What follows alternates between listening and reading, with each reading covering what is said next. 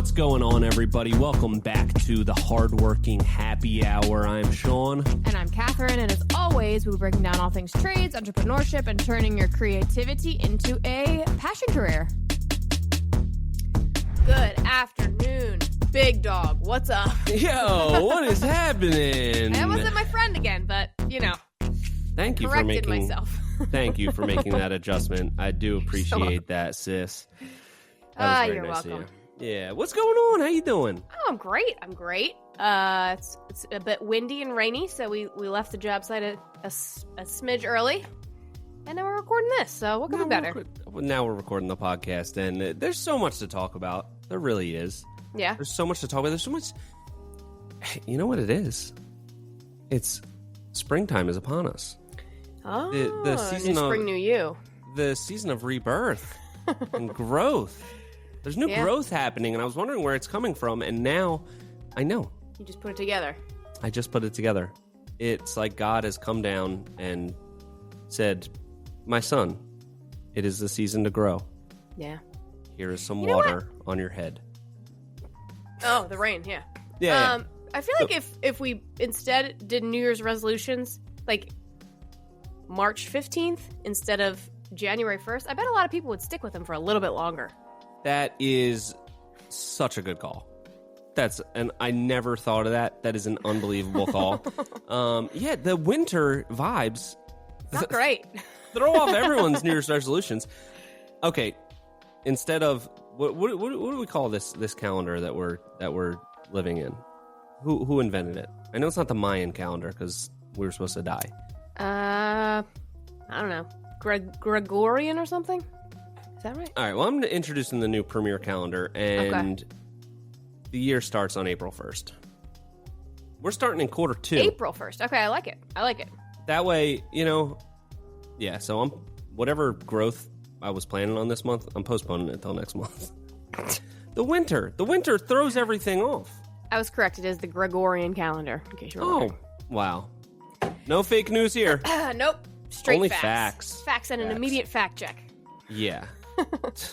All right, well. Yeah. Okay, cool. Yeah, I think it, honestly, yes, so I do. The pressure's off now. I can kind of relax for the next month. Yeah, definitely. I'm not starting for a month.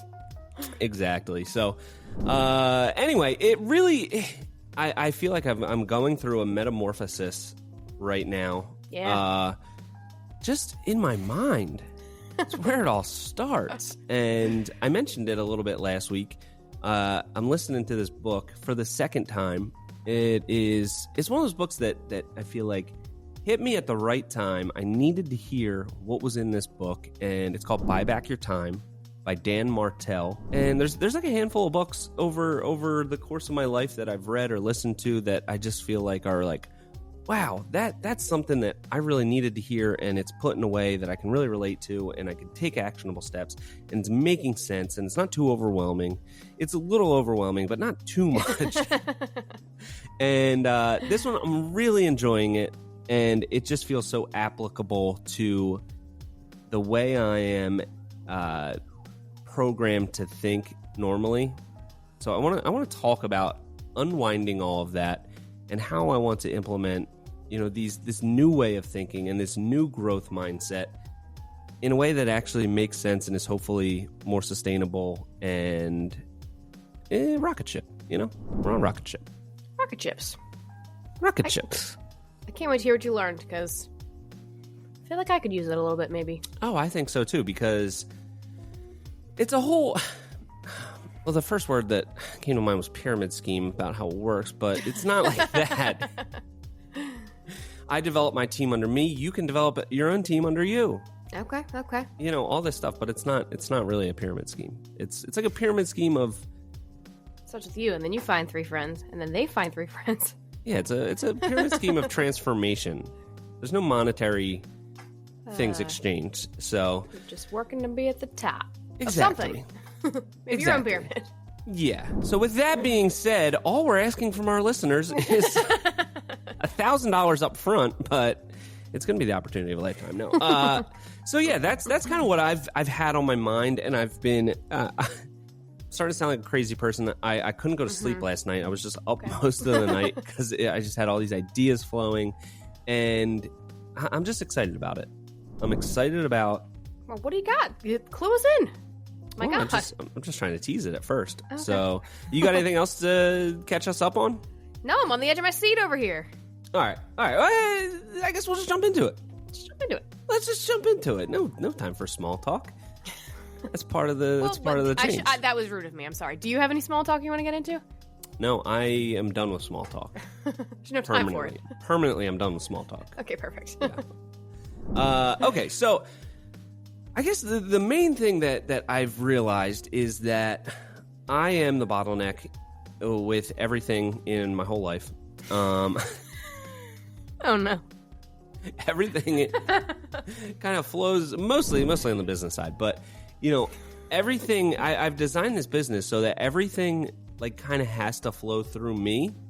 And I've been very upfront and open about the fact that I'm not that good at a lot of things. In fact, I'm pretty bad at most things, but I've still enabled the whole company to kind of like, in one way or another, everything kind of runs through me in some capacity. I have my hand on some little part of something, and it's just not super efficient. Yeah. It's not only not efficient, but it's manageable at the size that we're at now. But I think I've been limiting myself by kind of judging everything based on how much more I can mentally like keep track of. Does that make sense? Elaborate. A little bit. Okay. So let me think. Okay. I feel like I have structured all changes in the business, and although I have let, tasks go and I've delegated some things and all that, I feel like I have a lot of times made plans for growth based on somehow getting to this impossible level of productivity myself, and like putting off hiring more people or bringing in outsourced help to do things, because if I'm just running at 1,000%, I can handle all these things. As long as I don't have 1 second of downtime during my entire day or week, I can handle all these things. And I just need to figure out how to jam every single thing into my schedule and not only just stay busy all day, but be bopping around to 100 different tasks that are unrelated, that require a different type of thinking and all this stuff. And it's become so aware to me that I really am, I'm slowing everything up.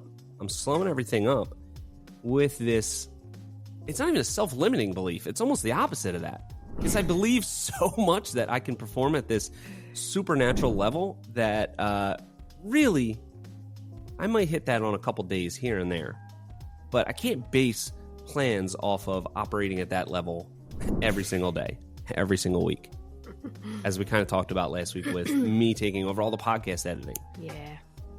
So that's kind of what I'm coming face to face with, and this book has helped me realize that, and it's also given me some tools to bring it all together, to grow, to hopefully maybe take a couple things off of my mental plate. I feel like even the things that I've delegated off of my physical plate, I let it stay on my mental plate, and I'm missing most of the benefit of delegating it. You know what I'm saying? Yeah, I feel like you're speaking in vaguities. Maybe give some like hard, concrete examples. All right, perfect. I got a bunch of them. Okay. All right. So let's see. I'll start with Steve, our video editor, video film guy, our creative director. He's been with us. What is it? Over 2 years now? Mm-hmm. Over 2 years, and I'm so connected to the creative side of what we put out, and want to have my hand in there, and want to really have control over that. And we've recently made some strides and given him more onus on the content that he's creating, and really put him completely in charge. Like, this is your thing. You own it, and you call all the shots. We'll put in some input, but this is your thing. Kind of unloading it onto him and giving him the full responsibility of making all of the creative decisions, coming up with the concept, all of that. And like, since we formally like sort of sat down and passed that on, it's only been like 2 weeks. He's made strides like crazy. As soon as I got out of the way and was just like, look, this is your thing. You don't have to like do this based on what you think my feedback is gonna be. I'll give my feedback, obviously, once we see something and whatever. But you don't have to act from a place of what do I think Sean's feedback is gonna be. This is your video. You just run with it because you're the super creative one. You can edit stuff like amazingly, and we're gonna try to give you all of that responsibility and just have you own this. And so far, he's absolutely crushed it. As soon as I got out of the way, it's like, not like he wasn't doing a good job before, because he's been doing a great job, but just like the amount of growth and things that he has really taken under his control and owned has been amazing in like 2 weeks. That is a great example, and yeah, I agree. I think that people like to feel like they have, like, no one wants to feel like there's somebody like watching them over their shoulder, or like why even do a good job because someone is going to come behind me and tell me I'm doing it wrong anyway. So, not that you do that. I just happen to sit sort of behind you in the van. If I look, and I can't really see out the window on the other side, so it looks like I'm looking over your shoulder at what you're doing, but I'm not. I'm just looking out into nature to take a bit of a break from my important work. All right, I do have a habit of doing that. I was actually just using a vague example, but that is something that you do. You read stuff over my shoulder, and it drives me insane. But that seemed like an incredibly specific example. Like, I was talking about with Steve, because it, like, with him, it's like, not that we're watching over his shoulder, but we do, like, we view the stuff that, and then we make notes, and like it's very much like in the past it was a very like interactive process. So he had no control really of the end product anyway, because everyone was just telling him what to do. Yeah. So if you release that a little bit, it really turns into like people want to like do something that they feel like proud of their output. If you just constantly like micromanage people, it's like the worst feeling ever. Not that I would know from experience. Like I said, like I always say, I'm not like. There are times when I might go in that direction, but it's not like a micromanager. When I do get into that mode, it's more like a nano level. It's really just it's you're working on it. It's okay. It's one of my weaknesses. But I am working on it, and I've realized that there are so many things. Like we have strategy meetings all the time. We talk about big picture stuff. We talk about, what ideally we could do to like, encourage growth in the business, on social, like everywhere. We always have these meetings and strategies and all this kind of stuff. And I think I've been limited by thinking, okay, we just need to figure out a way to fit all of this stuff, like the ideal way to do every single little thing. We need to figure out a way that we can schedule this in our week, and we need to be able to handle all of this stuff. When what I'm realizing is we need to identify what the ideal situation looks like, whether that's a workflow for getting through a job start to finish, from design to sales to contract to permit to all of that. Identify all of those things, and then pick out like the pain points that aren't super high level tasks, but that cause a pretty sizable mental burden that we just have to like go through all of these extra tasks and just start looking at stuff that this is how we want this process to work, and we want it to flow seamlessly. So what type of person or position do we need to create to handle this? You know what I mean? Yeah. Does that make that makes sense, right? Excuse me. Yeah. I feel like I'm talking more clear than ever, and you seem more confused than ever, which is making me feel more like this is some sort of mania-induced. Well, I do feel like it might be a little bit of a mania-induced, but in a totally different way than usual. That's what I'm saying. I think we've actually talked about this before on the podcast, where you will get in moods where it's like what do they call it? Like it's like a throw the table or toss the table. Do you know what I'm talking about? You used it today. You're like, I feel like this is a turn the apple cart situation or whatever. Yeah. But it's where not you that. like have to change everything all at once. And I feel like you do get these moods where it's not that. It's the opposite of that. Change everything at once, but in the perfect way that everything is now going to work smoothly. Yeah. No, I do. So my feedback. Go ahead. Yeah, is just I want to hear it. Like with our new strategy with like storage and stuff. That's one great thing. It's working. We're gonna keep going with it. We're gonna wait until that works, and then we're gonna look at our next process, and then we're gonna work on how to improve that and like do one thing at a time and make sure that things are good before we move on to the next. So that's how I want you to like view it. Like all these things you want to do, and like, oh my gosh, I gotta do all these things. I don't want you to just upset everything, and then it's just like picking up the pieces of figuring out like where things are going to be done and who's doing them. And now we have 37 employees to make clips on the internet. It seems so much more exciting to try to do it all at once. I just want you to see that. I want you to at least see that side of it. So I do agree with that. Absolutely agree with that, because the other recent example is giving you this, new content storage, like organization system, and letting you run with that. Whoa. Giving it to me? Well, letting you run with it, giving you the... I created it. You didn't give it to me. You created it, but okay. The last 2 days... So nice of you. I'm a generous guy. All right. This is not supposed to be a fighting episode. This is supposed to be, I'm turning a leaf. I'm changing. You're still the same. Okay. The hell? I'll stop fighting. I'm sorry. All right. That was funny, though. What I meant was... I gave you this thing and I let you run with it. You came up with a system to organize stuff. Yeah. I saw that you did that without any of my input. And I was very excited by that and happy about it, because it's not something that's within my capabilities to conceptualize.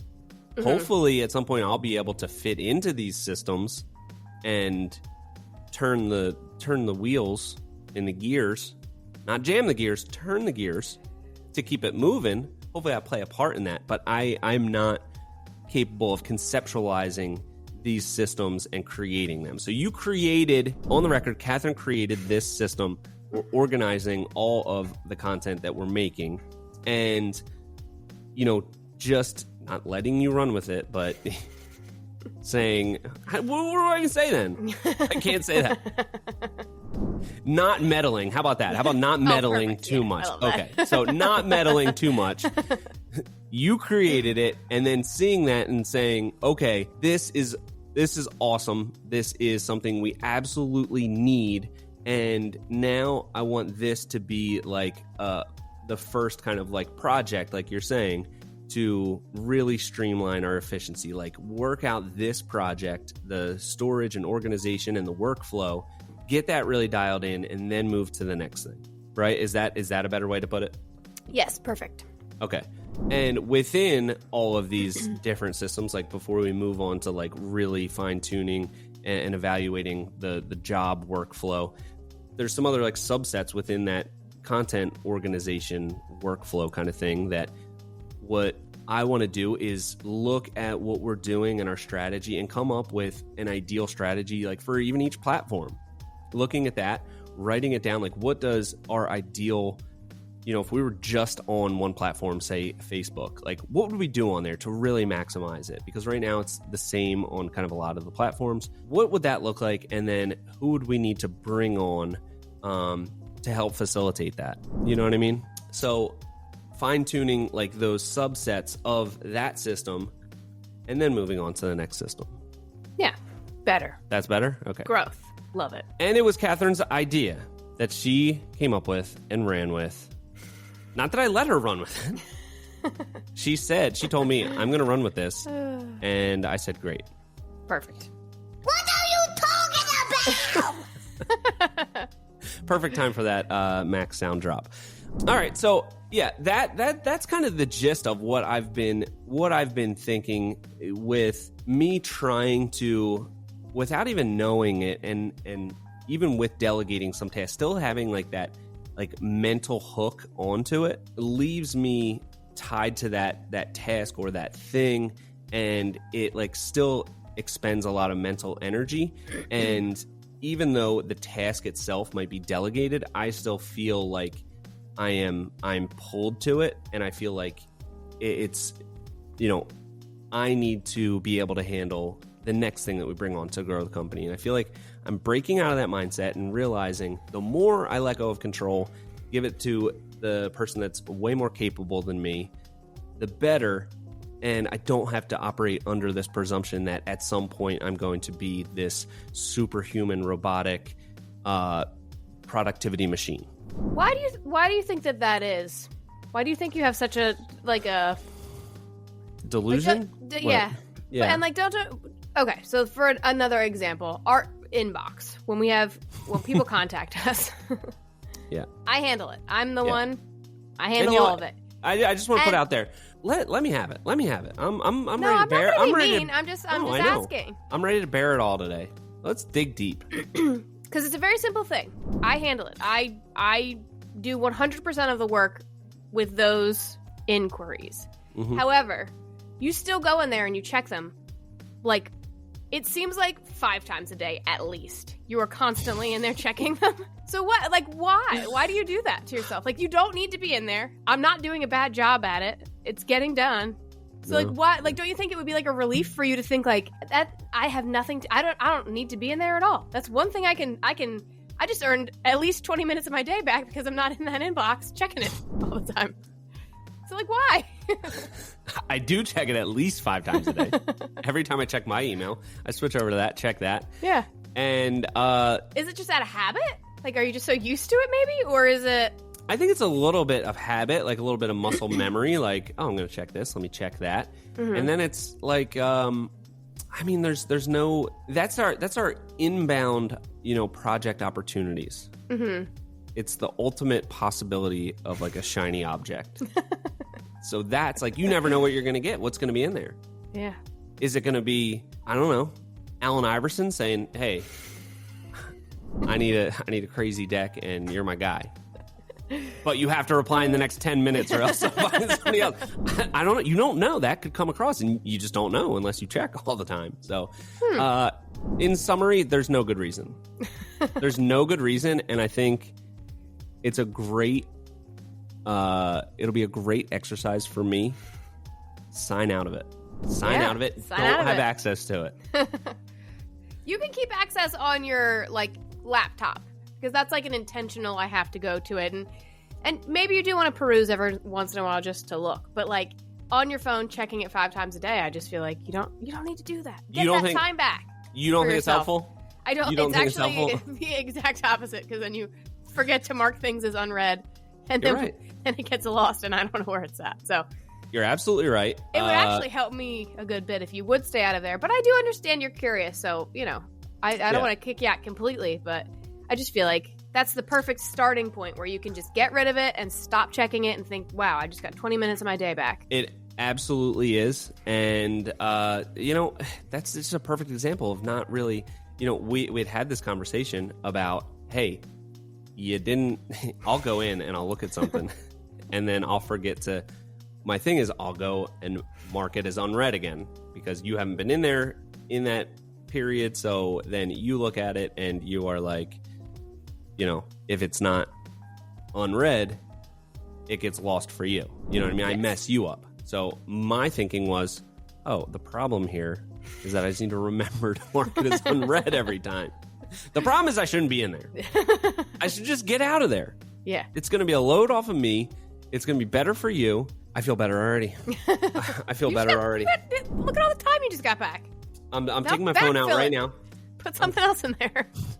See, that's a little bit of the problem. All right, I'm going to sign out of this right now. How do I do this? Oh my gosh, on-air action. On-air action. Wow. It really... I wish we had like a... Oh, wait, we do. I don't even know how to sign out of here. Oh, breaking news. Breaking news. Sean is making some action happen right now. Manage accounts on this device. info.premieroutdoor@gmail.com. Removed. Wow. Removed. Oh my gosh. Everyone give him a round of applause at home. Do I get like a pin or a ribbon or something?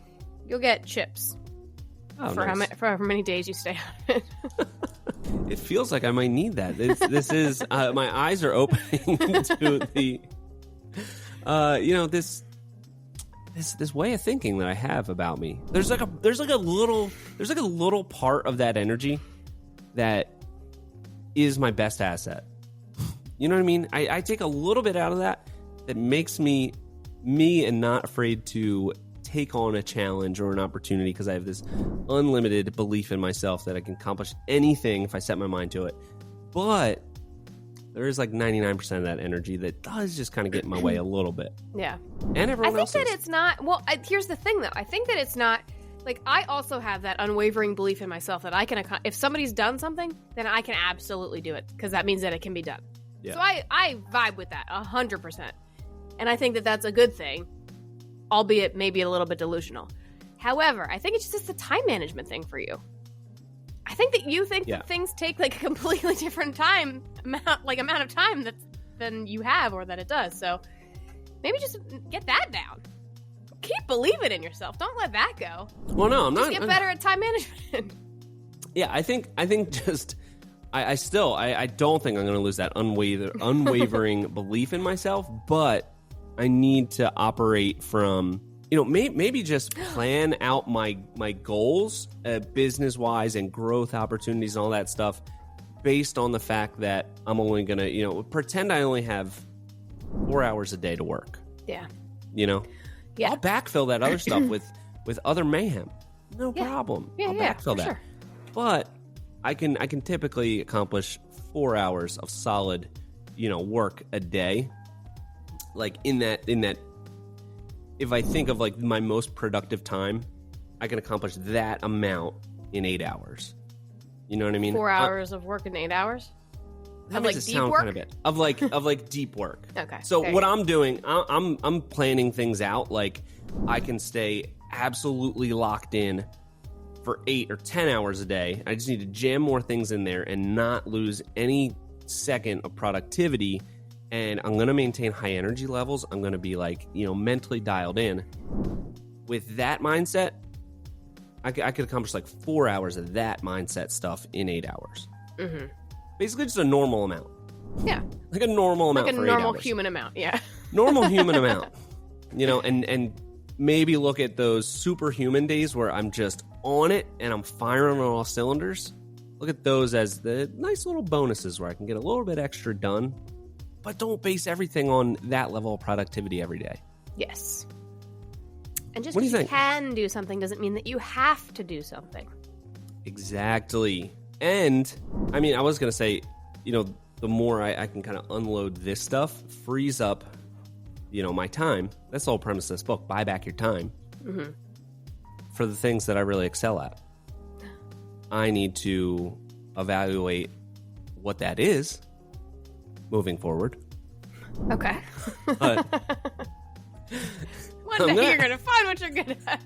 I'm going to have more time to soul search and see what is that thing, that vague thing. There's just a certain, I can't put my finger on it, that just working. But hey, that's where I'm at. That's where I'm at right now. Well, Sean, it sounds like you're really going through something, and I hope that you figure it out. I'm already through it. Through it. It's a part of a metamorphosis that's happening right now. And I'm excited about it. You're almost a butterfly. I'm almost a butterfly. Right now, I am a fat caterpillar that is suffocating in a tiny little jacket. Can't move, a little claustrophobic. But coming soon, the wings spreading, flying. Beautiful. All right. Well, yeah. That's. Did it seem like a negative thing? Because I feel jazzed up about it. I'm excited about this new way, and like just seeing growth in a different way, and I'm really excited for it. Are you excited for me to get out of your hair a little bit more? God, yeah. All right, perfect. Love that. All right, well, that's probably enough on that for now. What do you think? I think so. Keep us posted for sure. Okay. Let us know how this journey goes. You got any questions on some more strategies? Yeah. What? Yes, we talked a lot about the problem or the. I don't know. I don't want to call it problem. This guy. Yeah.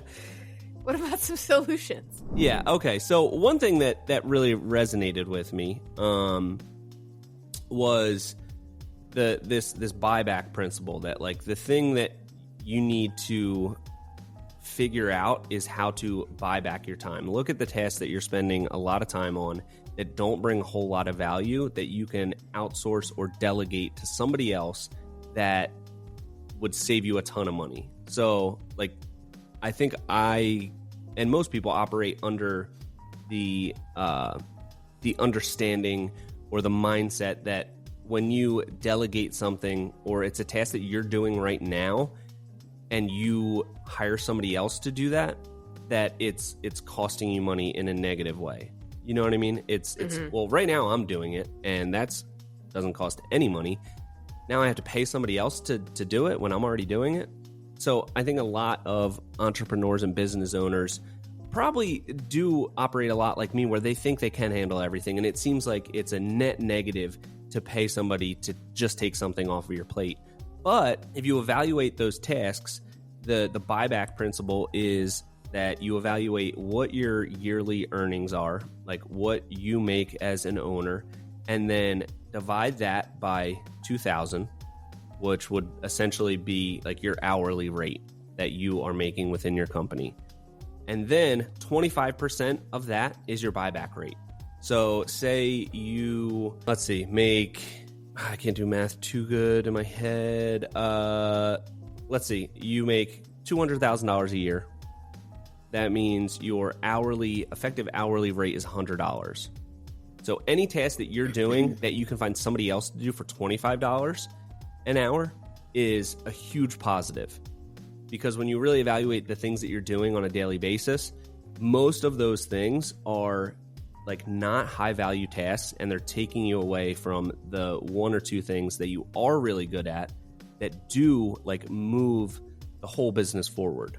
So by outsourcing or delegating that task for a quarter of what your effective hourly rate is, you now have freed up that time to go make another $100 an hour. You know what I'm saying?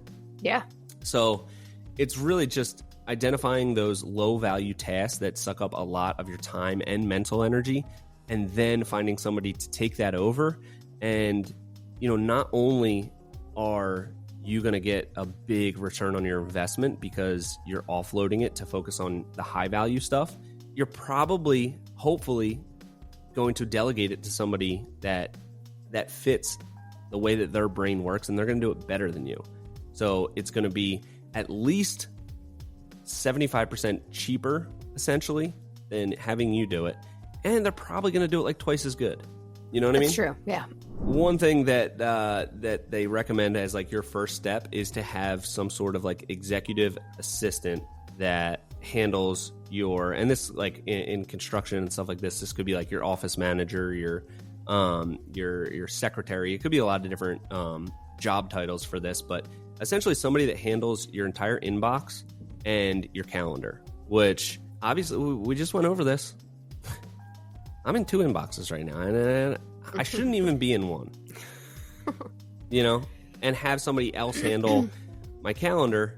And that way things get scheduled in a certain way. There's an order to the chaos. It's like, okay, this person wants a meeting. Well, I do meetings at this time on this day, scheduled in there. And then you're offloading that completely. And when I thought about it, like thinking about what are my obligations today? What meeting do I have? Do I have a call?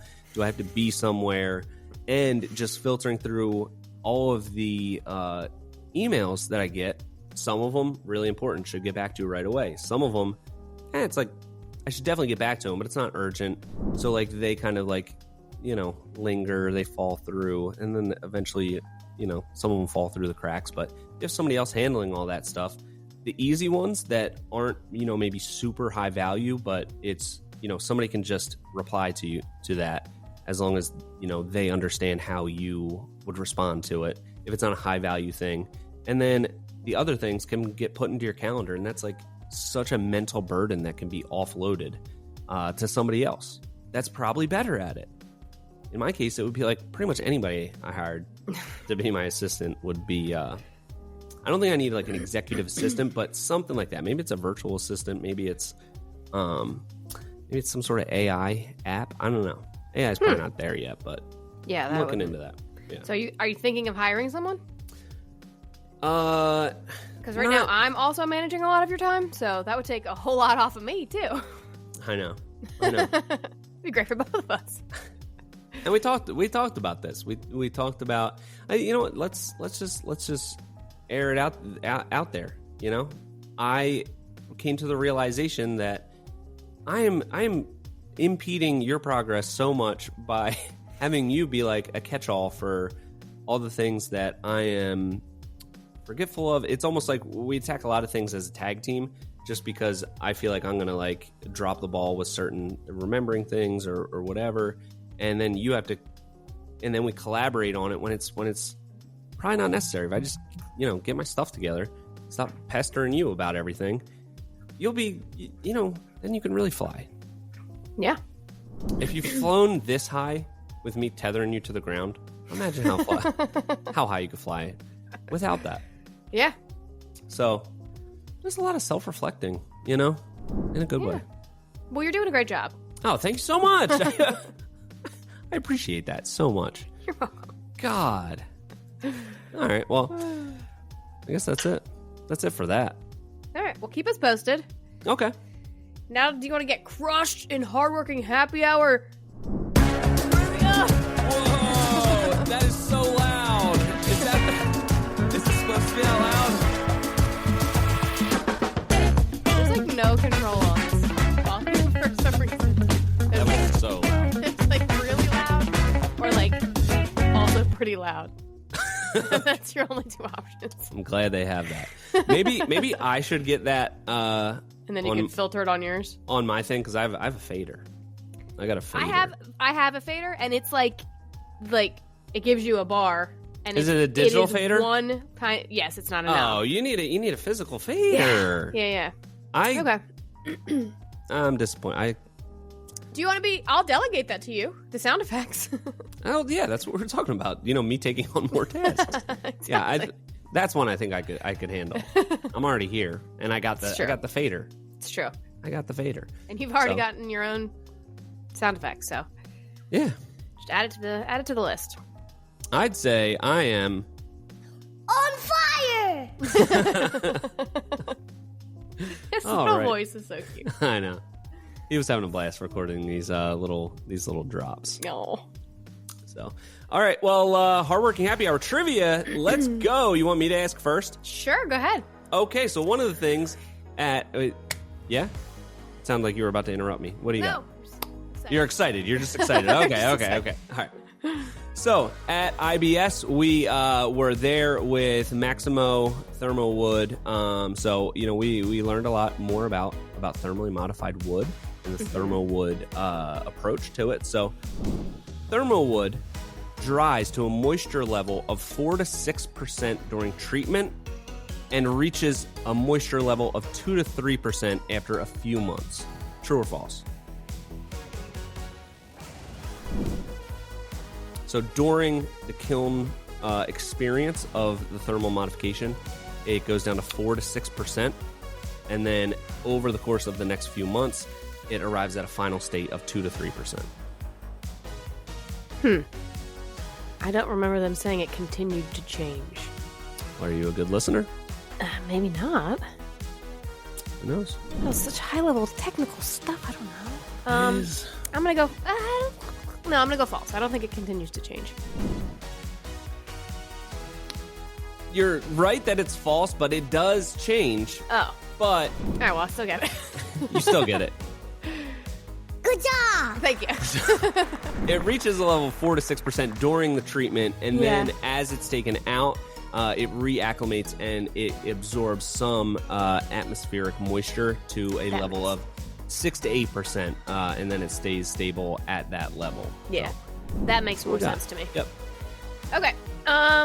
Good job. Good job. Thank you. Okay. In structural steel engineering and design, Yes. there is something called the moment of inertia. Okay. Do you Bill know what Nye. that is? Yeah, of course. An object in motion stays in motion. Inertia is a property of matter. So the moment of inertia, can't use the word, is a metric in the cross sections of steel measuring their resistance to bending. Is that true or false? The moment of inertia, the MOI, is what it's referred to. It is, yeah.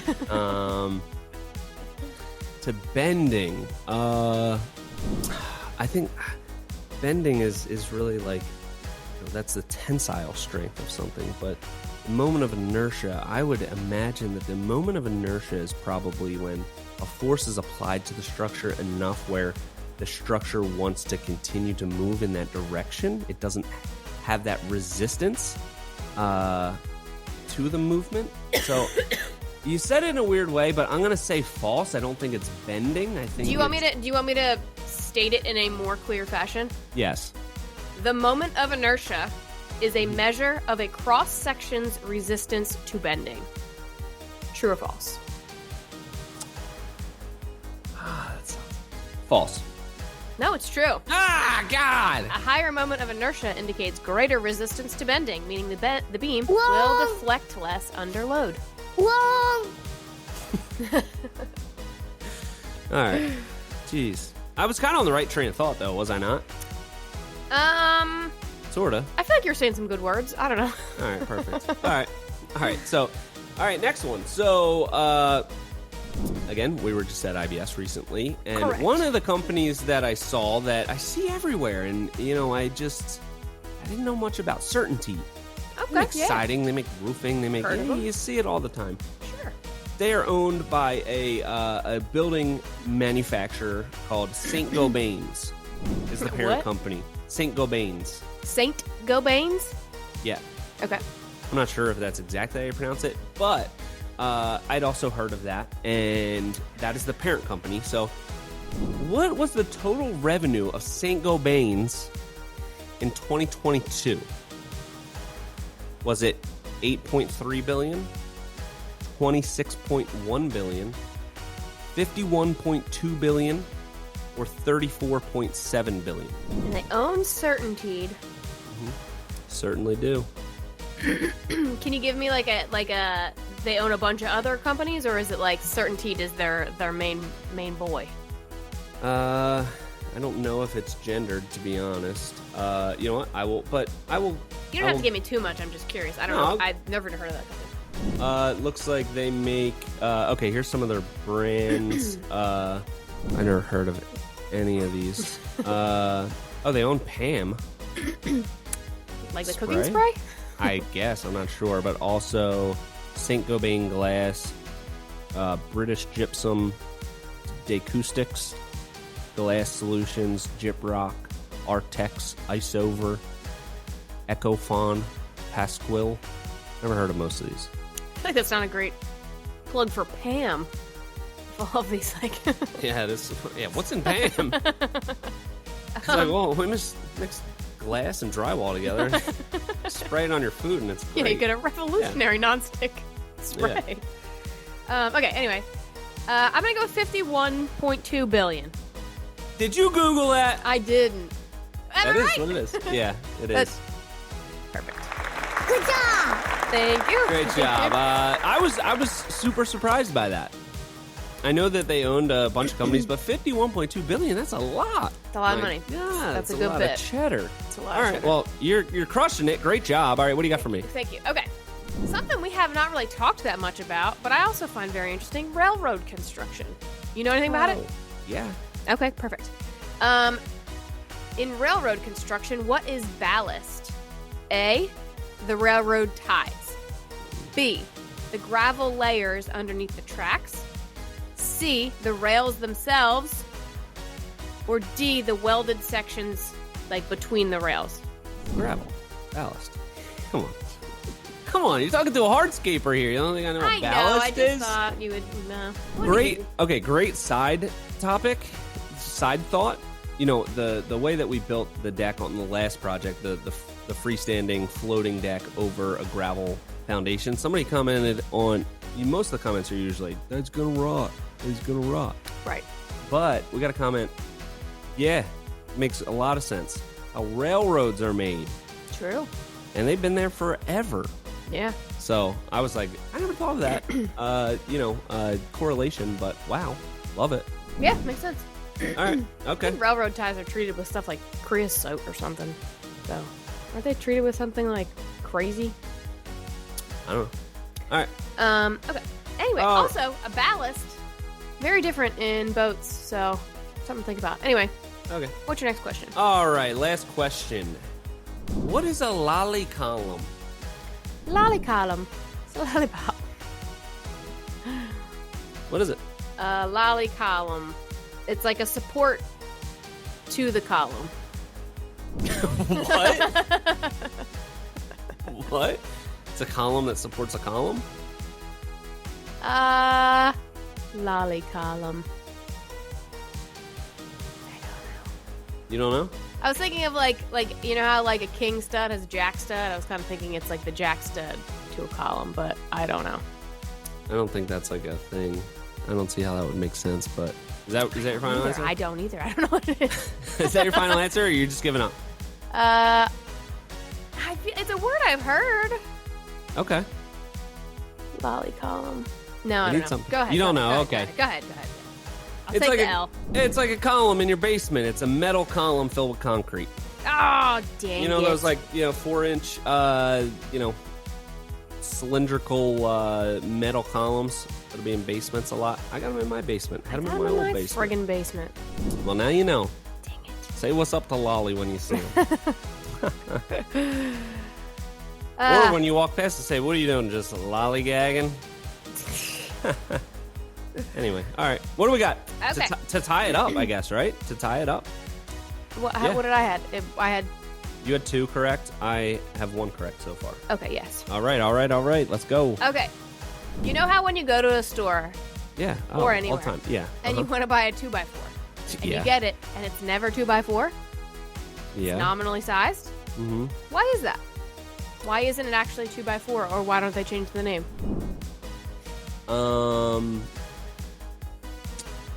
Because it's like that's the measurement of it when it's rough cut, and then it's milled to a more precise, even size with less discrepancy, and then it ends up being.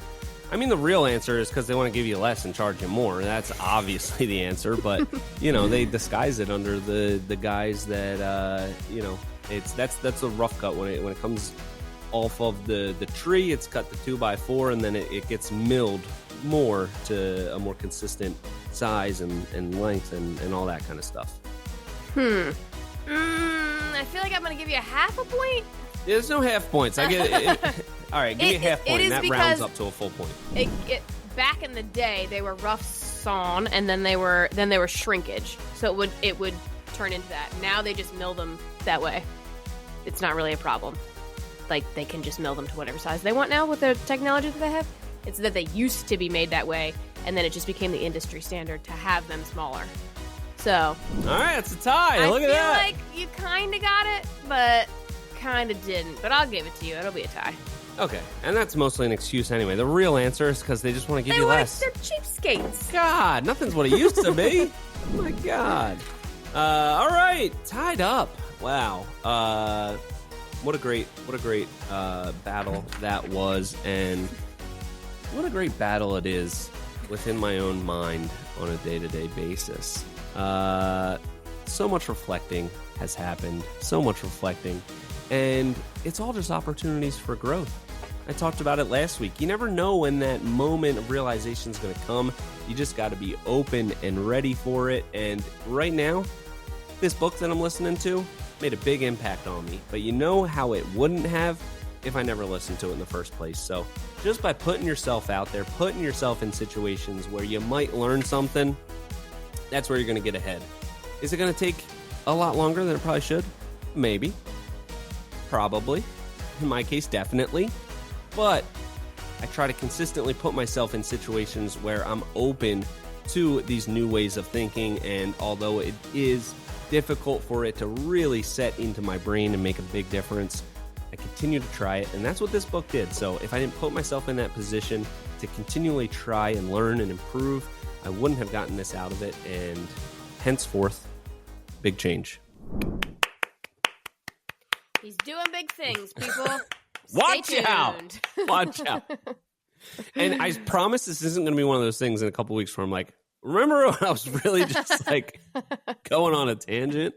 No, this is real lasting change, and I'm excited about it. And we're all everyone's gonna just get a huge boost from this. So that's it. Amen. Love y'all. Haven't said that in a while. If you listened this far in this episode, I do love you.